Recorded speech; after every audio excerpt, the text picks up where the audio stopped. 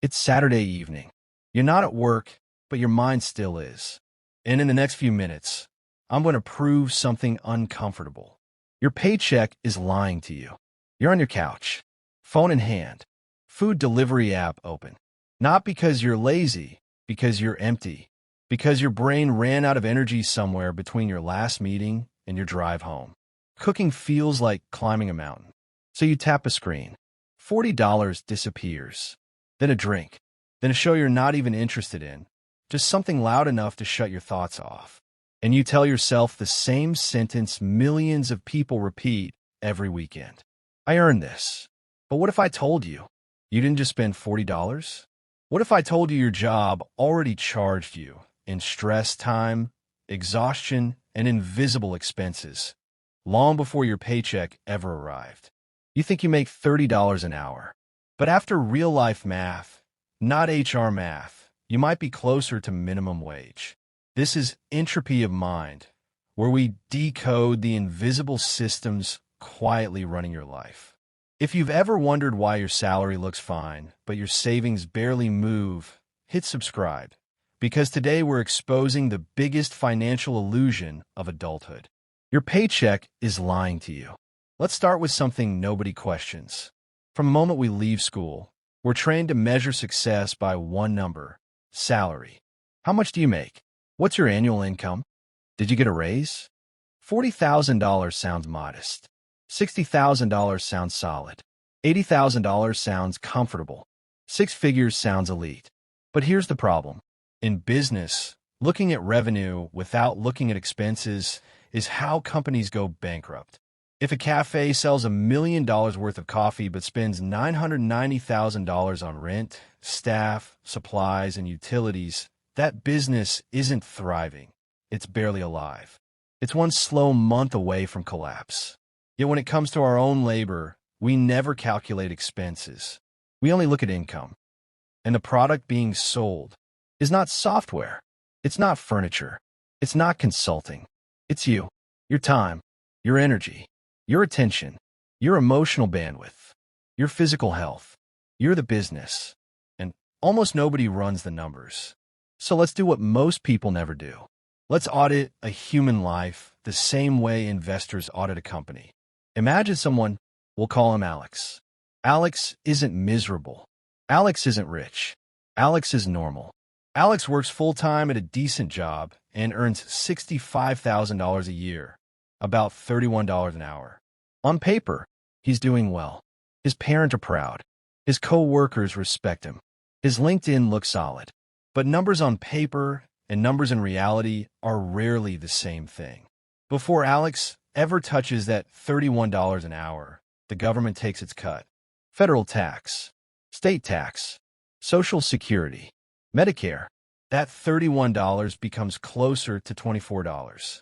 That part isn't shocking. Everyone expects taxes. But now comes the invisible stuff, the expenses nobody warns you about.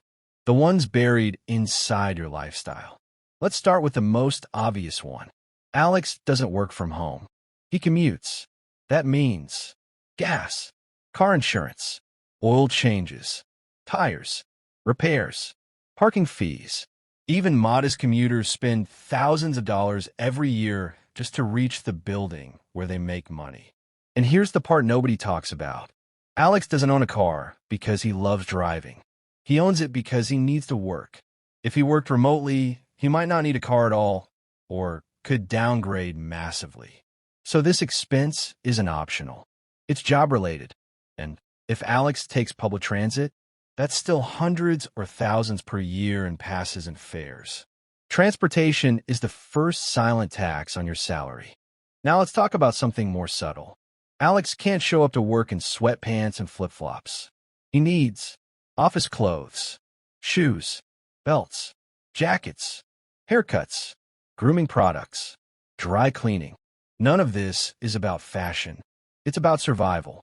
He buys clothes not because he loves shopping, but because professionalism has a dress code. These expenses shrink dramatically if someone works remotely or in a casual environment.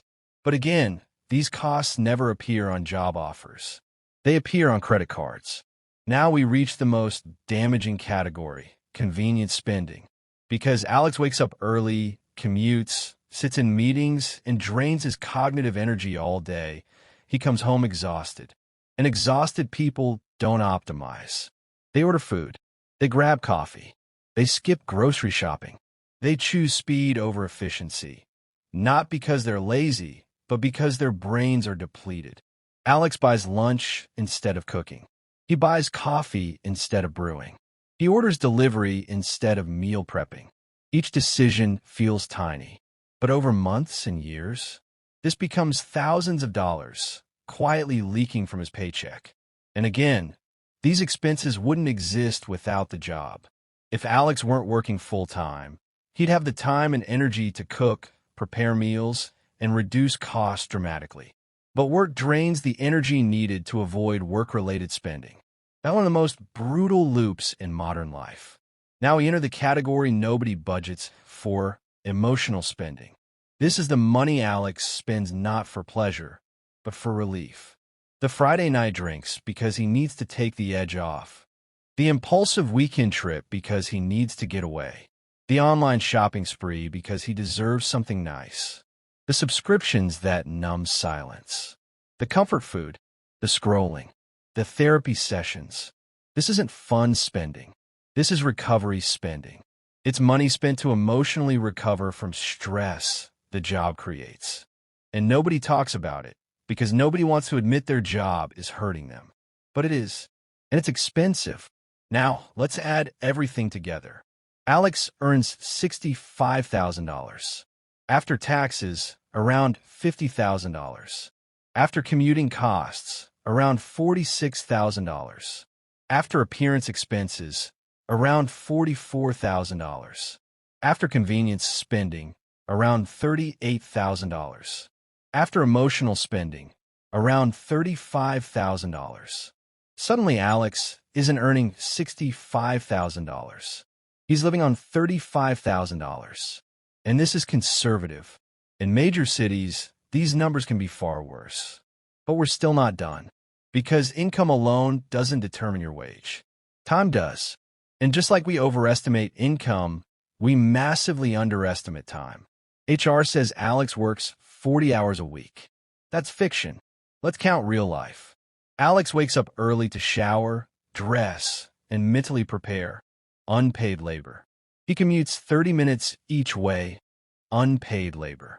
He takes a lunch break, but can't go home, can't rest, can't disconnect. Unpaid labor. He comes home mentally fried and needs time to decompress, staring at walls, scrolling, venting. Unpaid labor. He checks emails at night. He worries about meetings. He dreads Mondays on Sundays. That's emotional labor. None of it is paid, but all of it belongs to the job. When you add it up, Alex isn't working 40 hours a week. He's dedicating 55, sometimes 60. That's nearly 3,000 hours per year. Now let's do the real math. $35,000 divided by 3,000 hours. That's about $11.60 an hour. Not $31. Not even close. In high-stress, high-cost-of-living cities, that number can drop below $9. And suddenly something uncomfortable appears. The teenager working retail, who walks to work, wears the uniform, clocks out, and forgets about their job, might be earning more per hour of actual life than most salaried professionals. That's not capitalism. That's a bad business model. And you're the product. Now I know what you're thinking. This is depressing. Great. I'm underpaid and trapped. Thanks for ruining my Saturday. But this math isn't meant to discourage you. It's meant to wake you up. Because once you understand your real hourly wage, your relationship with money changes permanently. Let me show you how. Let's say you calculate your real hourly wage and it comes out to $10 an hour.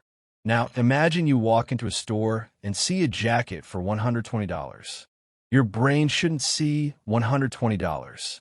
It should see 12 hours of your life, 12 hours of traffic, 12 hours of meetings, 12 hours of emails, 12 hours of stress. Is that jacket worth half a day of your existence? Suddenly, consumerism loses its power. Not because you became disciplined, but because you became conscious. This single translation breaks impulse spending better than any budgeting app ever could. Now let's talk about something nobody warns you about: promotions. You work hard. You perform well. You move up. You get a raise. Sounds like success.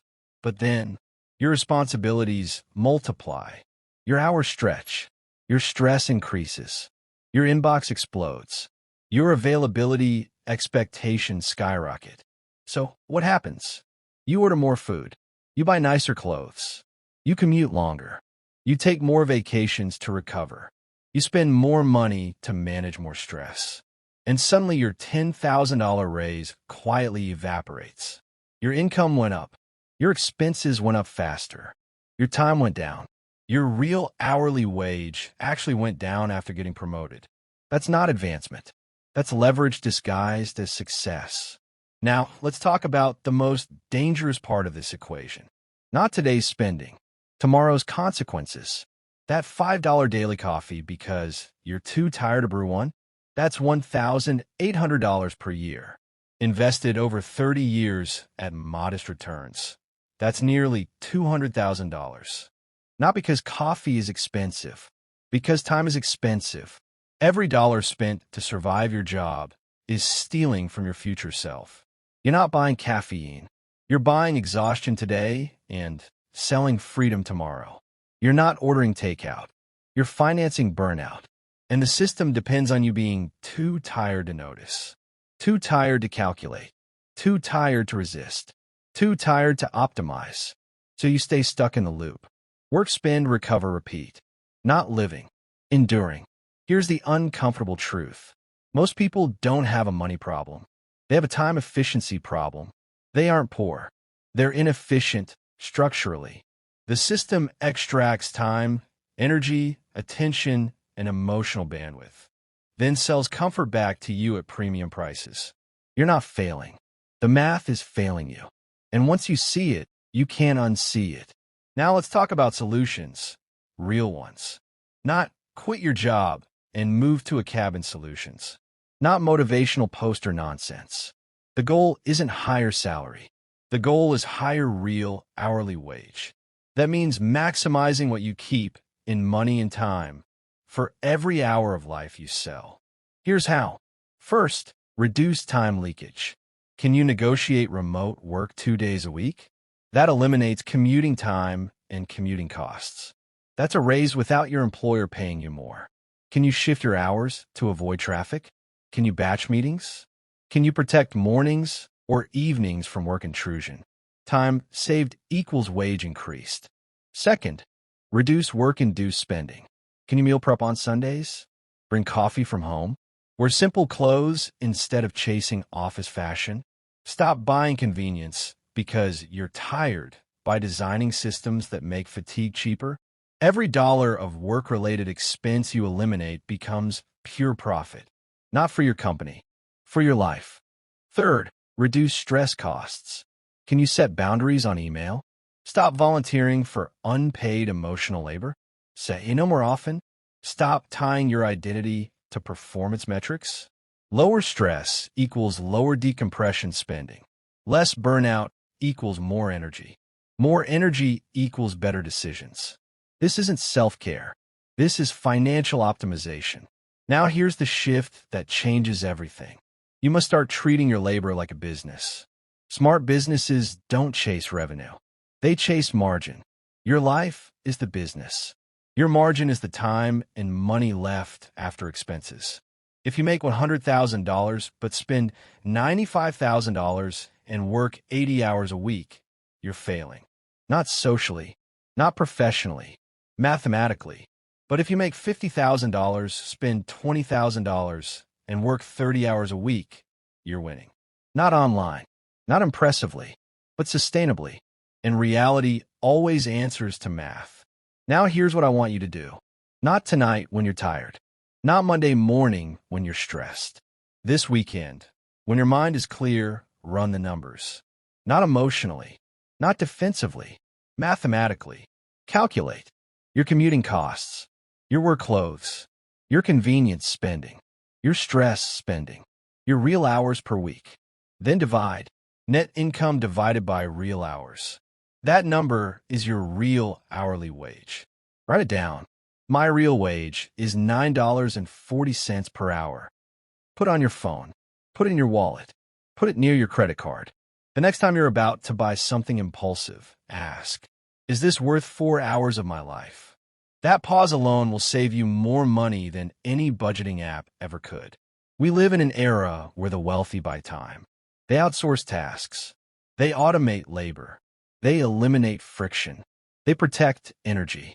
Everyone else sells time cheaply, not because they're lazy, because they're exhausted. Don't sell your time at a discount. Not to corporations. Not to consumerism. Not to systems designed to extract your life while calling it opportunity. Audit your life. Cut the vampire costs attached to your job. Build distance between what you earn and what you spend. Because that gap, that margin, that breathing room, that space, that's where freedom lives. Not retirement. Not someday. Now, if this video made you rethink your paycheck, share it with someone who looks tired, because chances are they are. This is Entropy of Mind, and I'll see you in the next one.